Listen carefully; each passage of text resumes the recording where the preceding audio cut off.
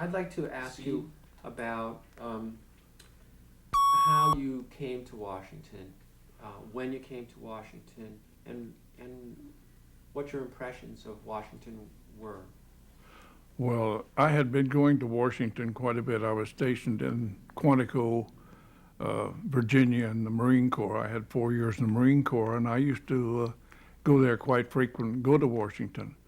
In fact, I had a motorcycle and used to ride to Washington and have to stop at the old Hoover Airport where the Pentagon building is now to let the planes land and then cross the old 14th Street Bridge. And Washington at that time, actually the boundary, the main part of Washington only went up to what is Florida Avenue now. The rest of it was, well, Griffith Stadium was up there, but on Georgia Avenue. But it was a relatively small town in 1928, 20. How did it feel as a small town? Like, what kind of evidence was there that it was a small town? Well, for one thing, people would speak to you on the street, they, especially if you were in uniform, and everybody was friendly. It was a small town that, in my opinion, tried to be big because the government was there. That's great, thank you. You said at one point earlier that when the Depression hit, there were a lot of unusual sights on the streets. Could you describe some of these sights? Well, of course, you could see people that were dressed up in pinstripe suits that had come from the bank or come from the court. They were lawyers, and they didn't have any money, so they sold apples on the street corners, and people would sell pencils, anything they could to make a nickel or a dime. Great. Now, what kind of like unusual professions would participate in that sort of thing? Well, lawyers or bankers or musicians, or I don't think I ever saw any undertakers in it, but almost anybody that couldn't earn money any other way would go ahead and sell the apples or do whatever they could do to earn a penny. Okay, we're going to skip now to 1932, to the area that we had talked about before.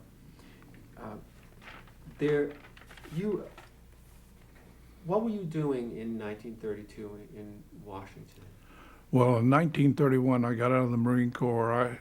While I was still in the Marine Corps, I'd taken the examination for the police department. And I got out of the Marine Corps in December of 31 and managed to get a job at the Piggly Wiggly store as a stock boy. And finally, I had gotten in touch with a senator from West Virginia, and he moved my name up a few notches on the police department application, so I became a member of the Metropolitan Police Department. So you became a rookie cop at that time? That's right. Okay, could you cut for a second? Wait, Well, I'm sorry. Hold on, Joe interrupted. Go ahead.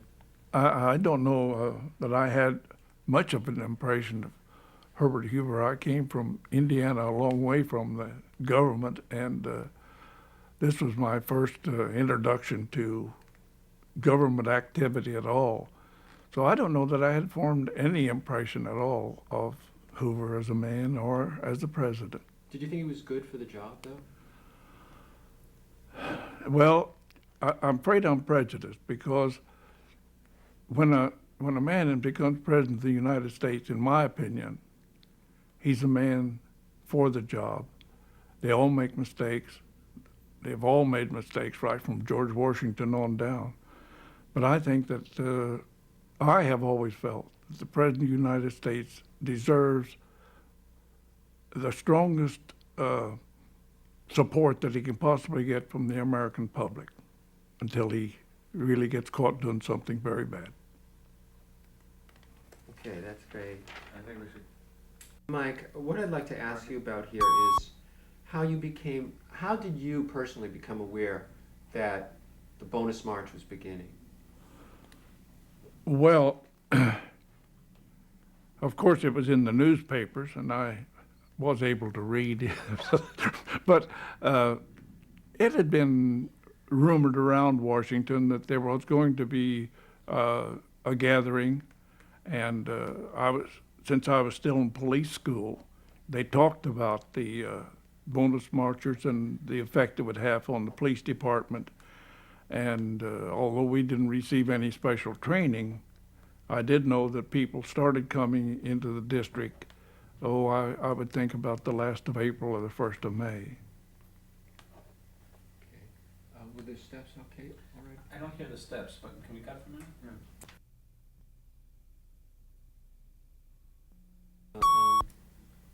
Oh, no way. I'm sorry, sir. Could you start that again?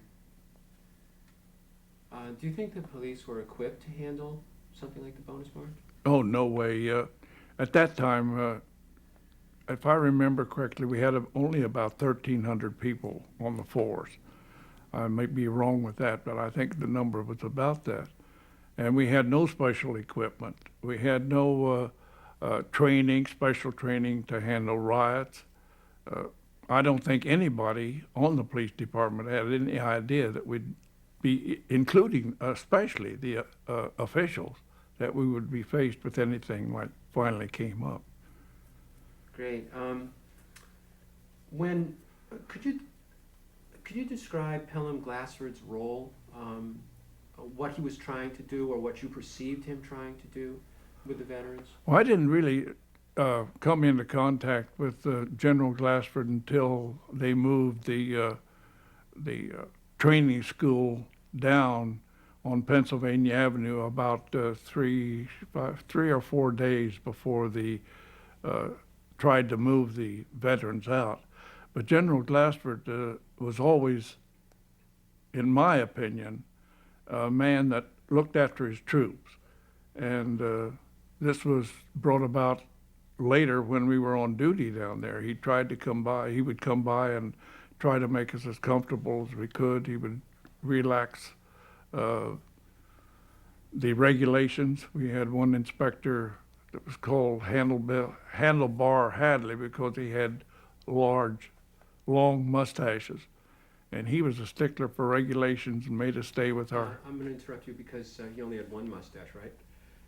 You No. said long mustaches. Long handlebar. Oh, okay. So could you tell me the story about Handlebar Hadley? Well, he... Could you What- mention his name and start out? Uh, He had one. when Handlebar Hadley would come around, he would be sure that everybody had their ties tightened and their clothes, their jackets buttoned, their caps on straight. And General Glass would come along and ask us, Handlebar wouldn't let anybody smoke. I didn't smoke then, but it was tough on the other fellows. And General Glassford came along and wanted to know what we were doing with our ties fastened and our coats buttoned. And he said, take your hats off, loosen your tie, take your jackets off if you want to, and relax, enjoy yourself as much as you can, be comfortable. So he was someone that the police officers. How did the police officers feel about it? Of course, I can't tell you the feeling of the older policemen, but the group that I was with were all younger fellas, and we felt that he was a good man to have as chief of police. Why? Why was Well, because he would come around and talk to you. He would explain things to you, tell us what he expected of us, and he just seemed to know what was going on and how to handle it. Would the police? Could you describe how the police handled the veterans? Did they help them? How did the police deal with the veterans? Well, the policemen, up until the time the real incident occurred, when they started to move them out, the police were, the majority of them, and I would say a big majority, were all in favor of the veterans. Of course, some of the police were veterans themselves. And the police department would try to get food from grocery stores that was going to be thrown away, or any food left over at the restaurants. they would call the police department, and they would send a paddy wagon around and collect the food and bring it back and distribute it among the veterans. And a lot of people from the country did the same thing. They would bring food to the police department. The police department would assist the veterans as much as they possibly could. I was going to ask you that next. In fact, I am.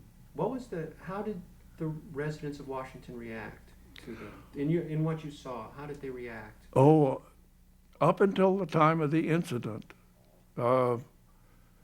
they were as helpful as they possibly could be with the veterans. They were, I don't know that they gave them any money, but if any food that was available, they would turn it over to the veterans.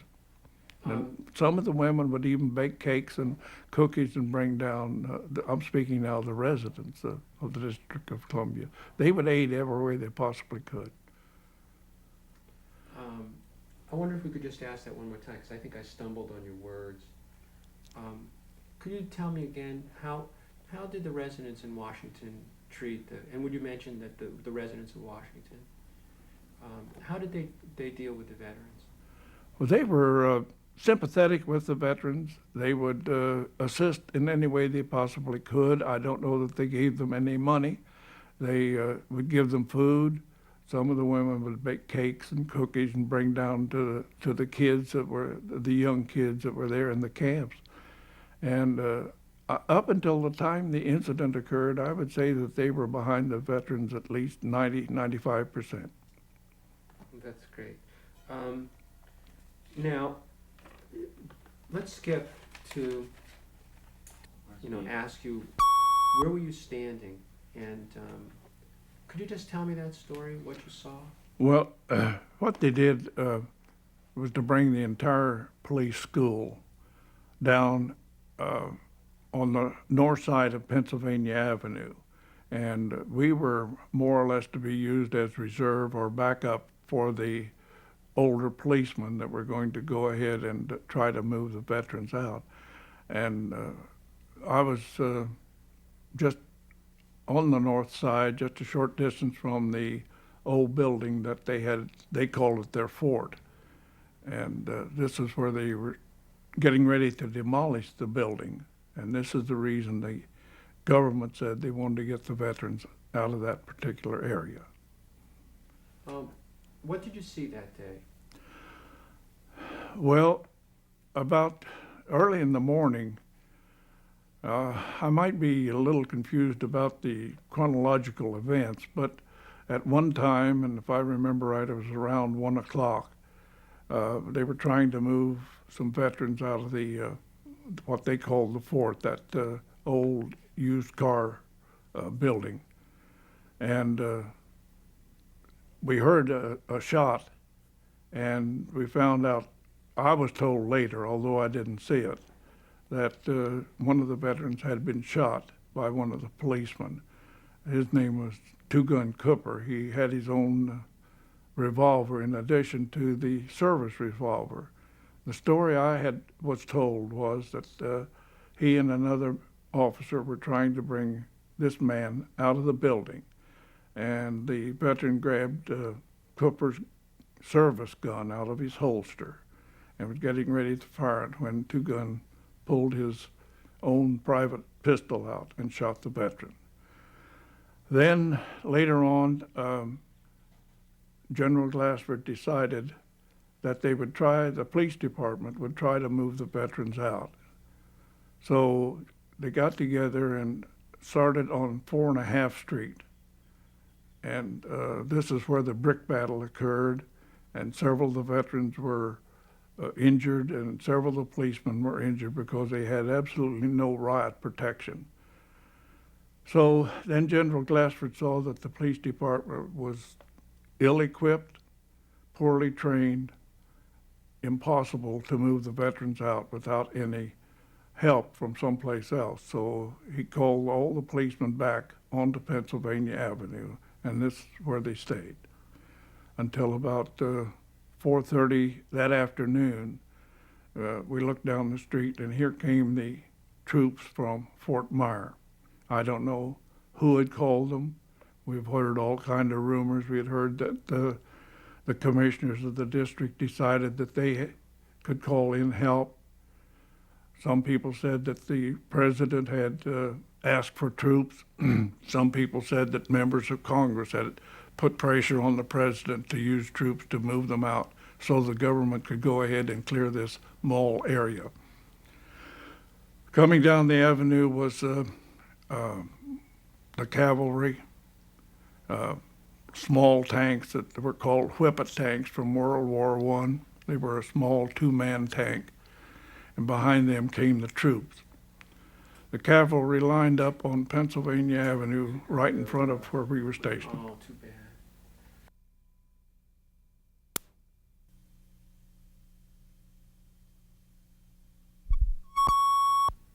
How did the veterans feel about that? That the veterans were still in town, even though Congress had ended its session? You mean how did the police feel about it?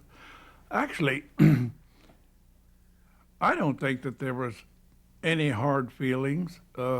They still continued assisting the remaining veterans, although there was a different feeling among the veterans at that time because after Congress left, they had Congress had, or the government had given money to the veterans, asking them to leave, and those that took advantage of that were more or less the quieter group of veterans. And I think the feeling began to change after Congress adjourned and the veterans stayed on because there was no reason for them, as far as we could figure, no reason for them to stay there. They would gain nothing with the Congress out of town. A little bit of a plain note on that. Okay, let's try that one more time. Congress adjourns. How did people feel about the veterans lingering on? Well, they didn't feel that they would gain anything by staying, and I think the feeling began to turn against the veterans that were left. They appreciated the fact that some of the veterans had left at the government's request, and the government aided them to leave, and the government had asked all the veterans to leave. So I think the feeling began to build up a little bit toward or against the veterans. Now, who was feeling this? Who resented the veterans? Did anybody resent the veterans? Oh, I don't think so to start with. I don't think anybody resented the veterans. I don't think I think the only people that resented them were the officials. Well, this is my opinion. Were the officials that wanted to get the area cleared. This was their final excuse for trying to get rid of the veterans. But I don't think the police department, up until the final day, had any animosity toward the veterans. They felt that an activist group had taken over after Walters had more or less lost control of the group when most of his people had left at the request of the government. Okay, I'd like to go back to something we were talking about earlier, and that is here's the short form of the question: why was control of the situation passed from the Washington police to the Army, and how did that happen? Well, of course, being a rookie cop, I wasn't aware of all that went on behind the scenes. But the stories we got while we were on duty was that after Major Glassford knew, after trying to move the veterans out, that he would have to have some help from someplace else. And I was of the opinion that he threw it into the hands of, there were still some congressmen left in town. And I was of the opinion that he got in touch with them and the commissioners of the District of Columbia. And some people say pressure was put on President Hoover, and that the only way I know that it passed away, that the government wanted the veterans out, the police department couldn't do it. They had to get help from someplace else, and the only place left was the troops, the Army. Now, could we go over again the sequence of events? Could you start by saying where you were standing when you saw those incidents on July? I was on the north side of Pennsylvania Avenue between 3rd and what was then 4.5 Street. 4.5 Street is no longer there. I was seated on a bank. We were just waiting. That's all we were doing. After the brick battle, all the police forces had been drawn back to Pennsylvania Avenue, and all we were doing, or told to do, was just keep the veterans from getting out of that area and mingling into the rest of the district. So I was seated on a bank on the north side of Pennsylvania Avenue when the troops started coming down the avenue from Fort Myer. The cavalry was in front. Could we hold on a second? We're getting a jet or something. Okay. I'd like to go again over that that point. What did you see where were you, and what did you see when I was on the north side of Pennsylvania Avenue, seated on a bank with the rest of the fellows from the police school. The old-timers, the veterans on the police department were also on Pennsylvania Avenue. They had been pulled back after the brick battle, and there was no action going on. The only thing we were told to do was to keep any of the veterans from coming across Pennsylvania Avenue and going into the rest of the district. And we heard this noise coming up Pennsylvania Avenue and looked down, and here was the troops coming from Fort Myer. In front was the cavalry, followed by the little whippet tanks from World War I. They were two-man tanks, and according to what we have now, they were very, very small. And then back of them came the troops, with General MacArthur and Major Eisenhower leading the way. The troops came up and stopped just before they reached 4th Street. General MacArthur and Major Eisenhower came up and talked to Major Glassford, and there were some other civilians there. I don't know who they were, whether they were senators, whether they were from the White House, or whether they were commissioners of the district. I couldn't tell you because I didn't recognize any of them. And they talked, I guess, for about a half an hour. And finally, evidently, a decision was reached. The cavalry came up, and I can remember it well because the horses lined up right in front of me, and I got to see the rear end of a horse real close. And the troops moved in a section at a time, and they lined up so that they went from 4th Street from 4.5 Street down to 3rd Street. The tanks moved in ahead. The cavalry pulled the cavalry men pulled their sabers out of their scabbards. The troops fixed bayonets.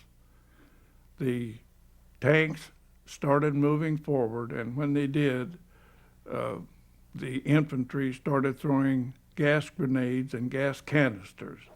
Well, when this happened, these were slow-burning canisters, and some of the veterans would pick them up and throw them back at the troops. But of course, they had gas masks on. The tanks moved forward, the troops moved forward, and the cavalry followed behind. They chased all of the veterans out of the area. Anybody that was lagging back or didn't want to move, the cavalry would smack them across the butts with their sabers. I don't believe, or I never saw the soldiers use any bayonets other than just at port arms in order to push people forward. So they moved on out, and the people that were in the encampment there went across the bridges into the Anacostia camp. And this was later at night. It was beginning to get dark. someone set fire to the camp over there. Some people said the veterans did, some people said the soldiers did, and some people said the police did. I don't know because I wasn't there. Anyway, they burned the camp. They had demolished the camp on Pennsylvania Avenue, and there was not a veteran left there. There were no shacks left standing. And they went into the Anacostia, which was their main camp. I imagine there was about 7,000 people in the Anacostia camp when they moved into that. They said that the Army had furnished tents to the veterans in the Anacostia camp, and the soldiers, some of them had been directed to try to save all the tents that they possibly could, but the majority of them burned. And then the veterans then were straggling out of the district. Do you remember what you felt about that? Well, they moved us out of the police school down on Pennsylvania Avenue about 3 days before this event occurred. And we had pretty tough duty. We were only allowed to go home 4 to 6 hours a day in order to wash up, change clothes, and then we would come back on duty. So we were just a little bit frustrated, and then when the Army moved in, there was a mixed feeling. I had been in the service myself. I hadn't seen any combat. I had an uncle that was in World War I. You had a certain amount of sympathy for the veterans, but they had been given every chance to move. They had a logical excuse for moving them out, in our opinion. We had been told, and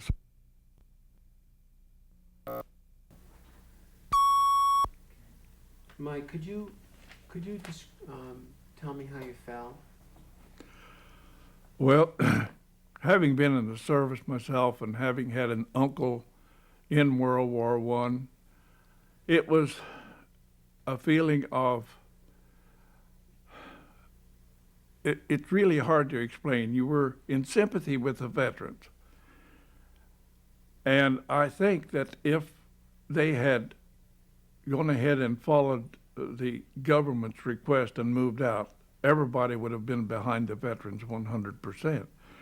But when they were antagonizing the Army, and here were young fellows, of course a lot younger than most of the veterans, were charged with going out and actually using force against people that had fought for the United States in World War I.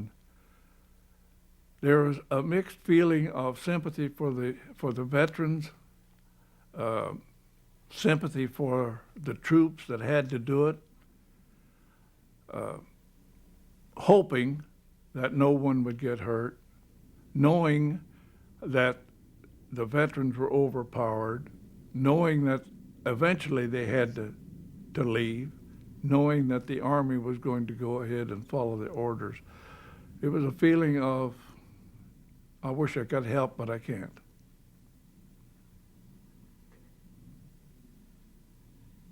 Could we do that again? I'm sorry, you just got this jet. Speed? 1 second. Roll. Mike, how did it feel seeing this route? Well, having been a serviceman, having had an uncle in World War I, being a rookie cop, had never been on the street, had never been faced with anything, had never even imagined anything like this. It was sympathy for the veterans, sympathy for the young men in the Army that had to go ahead and work against them. They had orders, drive the people out. They knew they had to do it. The veterans knew they were going to do it. The veterans were completely outmanned. They had no weapons. They had no protection. The Army had the tear gas. The tear gas confused the veterans. It was a feeling of frustration. You wanted to help both of them. You know you couldn't do anything.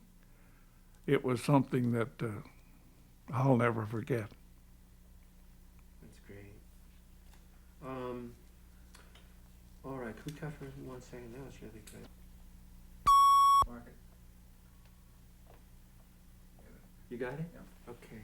Could you, who was this guy, Pelham Glasser? Well, of course, I had never seen him before until that day of the incident. Well, I had to because he did address our police school at one time. He was had a very military bearing. He had a stern face, which hid a lot of softness as far as I was concerned after the way he handled the troops the police department during this incident. He was down there during the brick battle.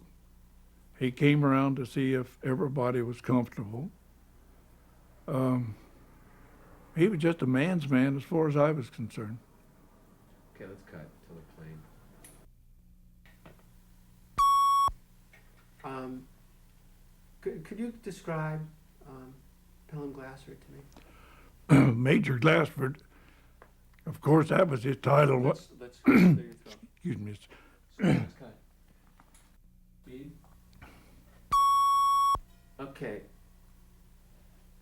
Could you, who was Pelham Glassford? What kind of image did he cut? Well, of course, he was a general when he was in the Army, and when he came in the police department, the highest rank in the police department at that time was Major, so he became Major Glassford, although everybody that addressed him said General Glassford, but he only wore the Major's leaves on his shoulder. He was a man that liked to get out among the troops. Before the bonus people came, he was always visiting the different precincts. He was always looking out for the men's well-being. He liked to ride a motorcycle. In fact, that's the way he did most of his traveling. He didn't have a chauffeur to chauffeur him around. I think he was well liked by the majority of the police that were on at that time. Some of the older men resented having a military man being head of the police department, but as far as I was concerned, he was a good Joe. That's great. Thank you. Okay, let's cut for 1 second. So can you tell me what kind of rumors did you hear about who was in those camps? Well, when the bonus march first came here with, I think his name was Walter Walters, I believe it was, or something like that, that had organized these marches with the support of the American Legion and other veterans groups. The people that came at first were home-like. They made homes. They had their children with them. They had their families. They cooked. It was just another home to them, and this was the way they were accepted. And then later on, it seemed as though after the Congress adjourned, well, let me give you an illustration. Before these people, the first group moved out with the government's help, the newsreel men would come down in their trucks, and no one ever said anything to them. No one ever prohibited them from taking any pictures. And yet the day before the event, there was a Pathé News truck came down with the camera up on top, and the camera was shooting the pictures. And as soon as the veterans saw them, they were on Ohio Avenue. As soon as the veterans saw them, they picked up bricks and started throwing them at them. And the man that was driving the van put it in reverse, and the cameraman was hanging on with his arms hanging onto his camera, which was bolted to the top of the van. And they chased them completely away and wouldn't allow any more newsmen. This kind of gave us the idea that there was a different group of people that were really in charge, or a different group of people that were antagonizing or getting the people to fight against the movement away from the mall. Okay, can we cut for 1 second? Is who? were there a lot of communists in that camp? Well, there was a lot of activists, a lot of people that wanted to cause trouble, whether they were communists, whether they were people that wanted their bonus pay right now and were willing to fight physically for it. I couldn't say whether they were communists. This is what people told us. Whether they told us that to get us worked up and make us a little less sympathetic with the veterans, I don't know. But the mood of the veteran organization, of the BEF as they were called, certainly changed in the last 3 days that they were in the district. Great, okay, let's cut, that's you. Speed.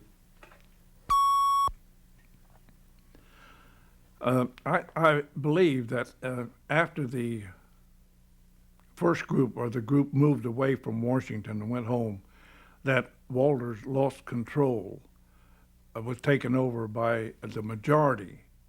And was even told that he came across the street from the camp, and this was the day before the event, and sat in a coffee shop and told people that he would have no more to do with it, that he had lost complete control, that they paid no attention to what he wanted, and so he was leaving completely to that group. I wonder if you could say that again and say Walter Waters, because Walter to start out again, you had heard that the day before the event, I guess it hasn't happened yet, but you could say on July 27th or something like that to me. No, on July 27th, I had heard that Walter Waters had left the encampment and crossed Pennsylvania Avenue and was seated in a coffee house drinking coffee, and had told people in there that things had gotten completely out of hand, that he had no more control over the group, that he didn't want anything more to do with them, that they were going to hurt their goals if they went ahead with what they were planning. Okay, I'd like to. We have to change. Okay, Mike. Speed. Let's start out with the handlebar Hadley story. Could you please start out by saying what his relationship to you was? Mm-hmm. Okay. When they moved the police school, I'm sorry, as you shifted around, I saw the mic shut. Just start again. when they moved the police school down to the Pennsylvania Avenue 3 days before the incident occurred, before the evacuation took place, we were under Captain Callahan as a police school, but when we moved down there and was put on active duty, we came under an inspector of the police department. His last name was Hadley. And they always called him Handlebar Hadley because he had a mustache that would stick out about 6 inches of each side of his nose, and he kept it twirled up so they looked like handlebars on a motorcycle. He was a stickler for regulations, and he would come by and make all of us keep our coats buttoned, our ties tight, our caps on straight. And when he came by, we would have to stand at attention. And he was really yes. He wasn't very well liked by the troops at that time. But General Glassford came along one day and saw us standing there with our coats buttoned, and he said, unbutton your coats, loosen your ties, take your hat off, sit down, relax, because this is going to be a long, drawn-out affair, and I want you to be as comfortable as you possibly can be. So this kind of took the starch out of Handlebar Hadley's mustaches. Okay, could you tell me the story again about the Pathé news truck?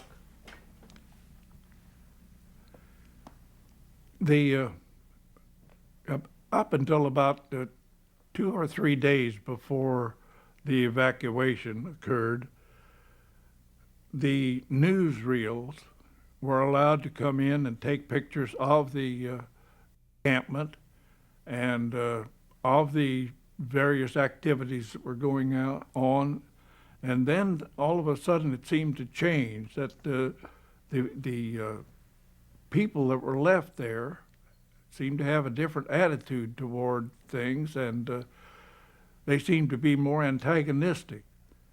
I can just to give you an example, about 2 days before the evacuation, a Pathé news truck came in with the camera bolted to the top of the van and came down Ohio Avenue to take pictures. And when the veterans saw them, they picked up bricks and stones and started throwing them at the van, and the Pathé newsman that was driving the van put it in reverse and got out of there as fast as he could, because they were really trying to hurt them. And from then on, no news people were allowed in the encampment at all. At the encampment, where I stood from the north side of Pennsylvania Avenue, the one big building that was scheduled for tearing down had been partially demolished, but the veterans had moved in there, and they called this their fort. But outside of that, within the whole block from 4th Street to, from 4.5 Street to 3rd Street, was made up of shacks thrown up with corrugated tin, with packing boxes, wooden packing boxes. A lot of them had gone to piano stores and gotten piano boxes and made houses out of them. Some of them had merely made them out of cardboard boxes. But this whole block was made up of an encampment of makeshift shacks. You saw a brick battle. Could you describe that brick battle? Well, this happened in the morning when Major Glassford decided that You could call him Major if you wanted to. Major Glassford decided that Could you start at the beginning? This happened. Yeah.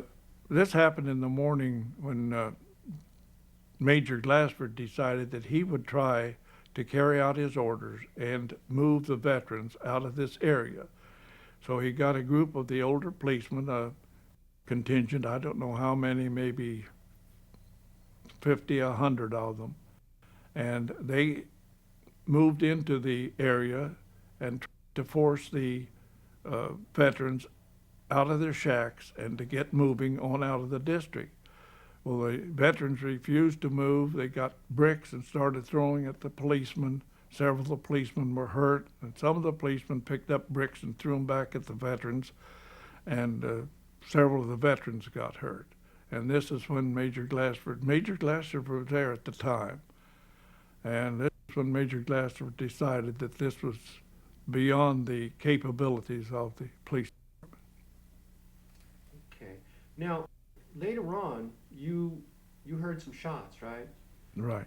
That was about 1:45 or so, somewhere around early afternoon. About 1:45, they were carrying veterans out of the building, out of the brick building that they called the fort. They were carrying them out because they refused to leave without being carried.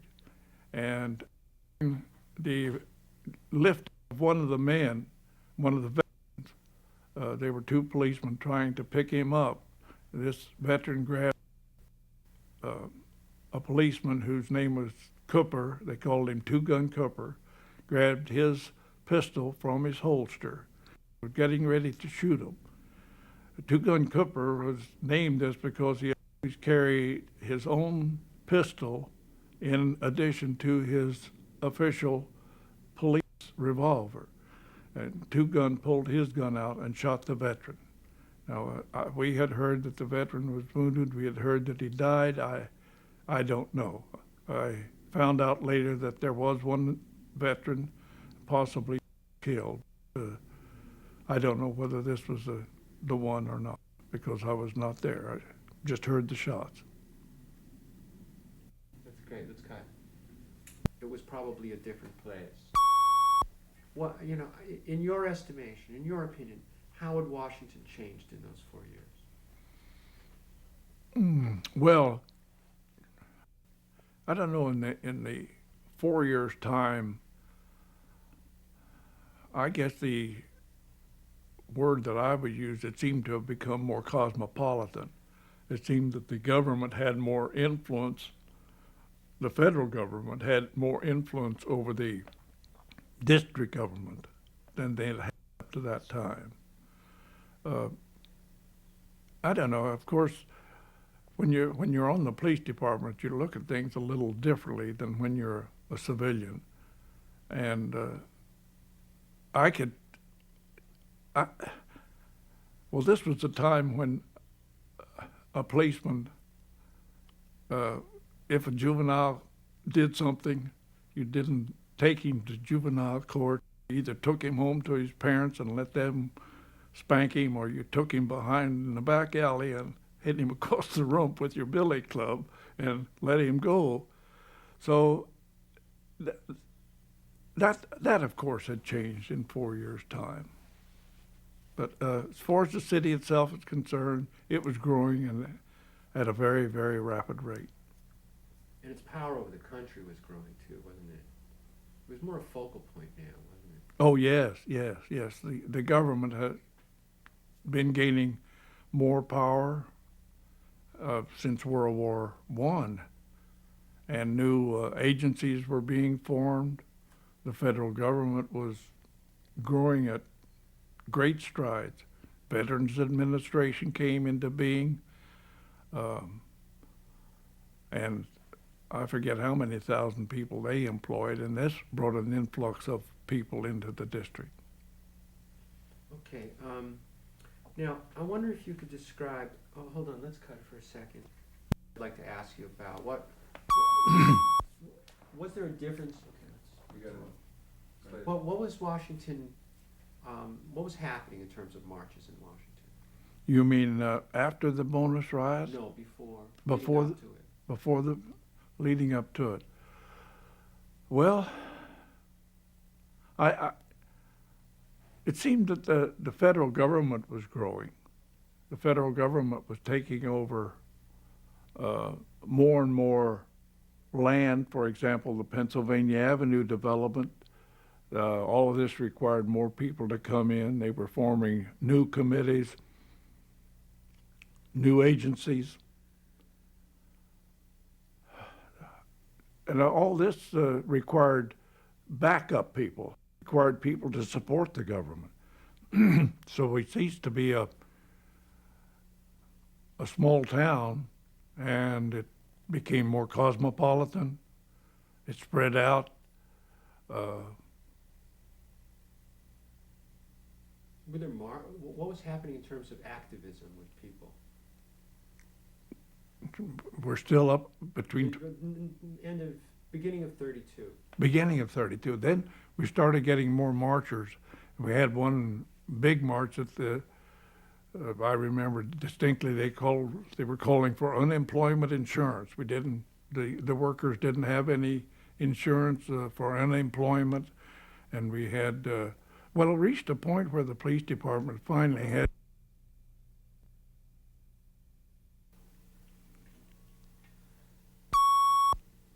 So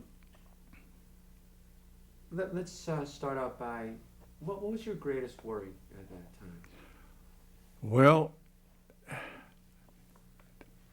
during police school, I worried that I might not be able to pass the final examination to be accepted. Then I went to number 1 precinct for 3 months. I was sent from police school to number 1 precinct. I was driving what they call an emergency car at that time. We stayed in the station till we got a telephone call, and then we would go answer that telephone call complaint. And then I got on a motorcycle, and I rode a motorcycle on the police department until I finally retired from the police department. And my worry was that I wouldn't do a good job. My worry was that something would happen to me. I wasn't afraid of it. I broke a leg in 3 places on a motorcycle spill. I took a spill at 70 mile an hour chasing a stolen automobile. Didn't hurt myself. I jumped off of a bank 25 feet high after a fellow that had jumped out of a stolen car, broke my right arm. But these things have never worried me. I guess I was worried more about what other people would think of me than the job, and I was never afraid. I've worried, but I don't think I've ever been afraid. Okay. Let's go on. I wanted to ask you this question about the marches. Mm-hmm. Oh, What was happening with these marches? well, of course, every march that came to Washington always had to march around the Capitol, always had to march down Pennsylvania Avenue, around the White House. And these marches, although they accomplished a lot for the working man, they accomplished a lot for the farmers. But it reached a point where the police department finally had to give special training, and this is where they formed what was known as the riot squad. It's your SWAT teams now. But we started getting prepared for these marchers, and were able to control them, keep them within the bounds of their permits. They had to have a permit for their marches. But I can remember one, at that time, none of the workers had unemployment insurance, and they had this march, and but this one fella, he couldn't speak English. He was yelling, "We want unemployment insurance," and you couldn't even understand what he wanted. But they got it, and they needed it. So the marchers helped a lot. I think a lot of it was brought about by activists, communists, if you wish. Somebody was trying to rile the government. A lot of the marchers did a wonderful lot of good for the poor people, did an awful lot of good for the population. I think the marchers probably helped the working man more than anything else.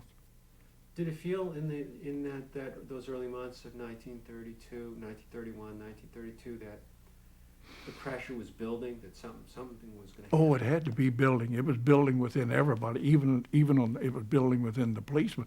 I went on the police department at a salary of $1,900 a year, and in 2 months after on the police department, they cut us 10%. But I was drawing a check every 2 weeks, and there was millions of people in the United States that was not drawing that. I was happy. I was ecstatic. I could pay for my clothes. I could buy my motorcycle shoes that I had to buy. Other people couldn't do this. There were millions of people in the United States there. My mom and dad didn't have a nickel. They had the farm. They had enough to eat.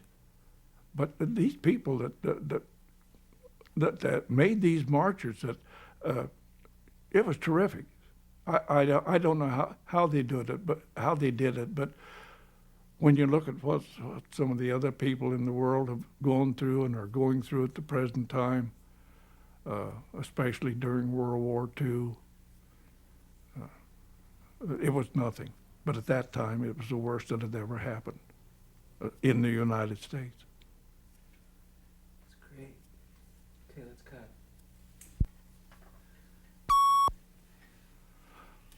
So, did you meet any? Oh, before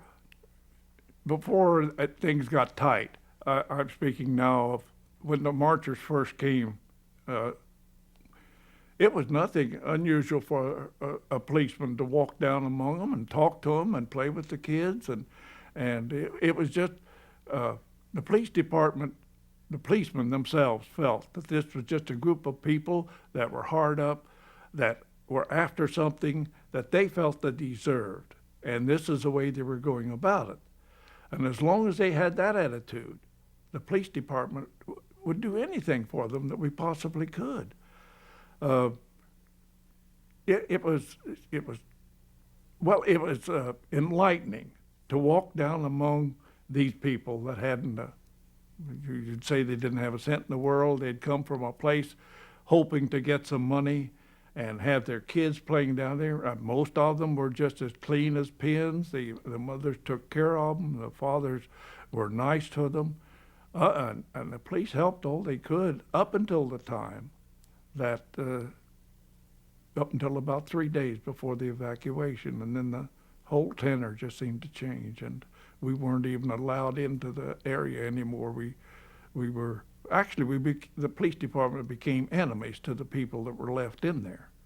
And of course, when the troops came up, then they were enemies to the veterans. And the veterans were enemies to the police and to the troops.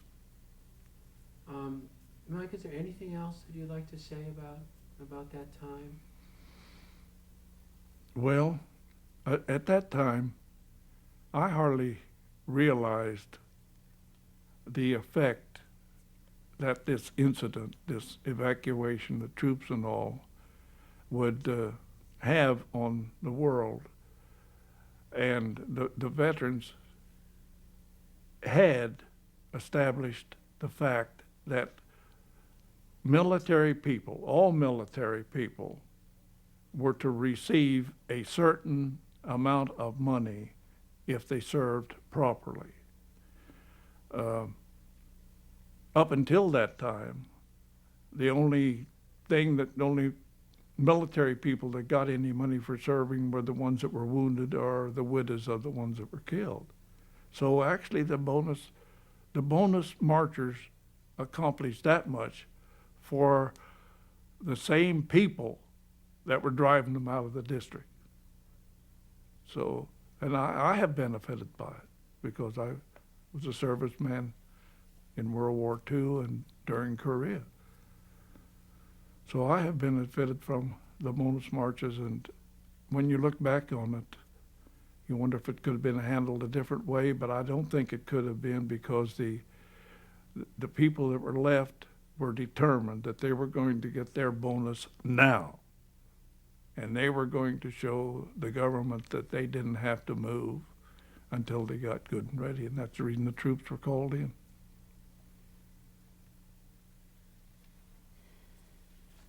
Okay. Oh, Mike. Leonard, do you have anything? No, I think you've covered it.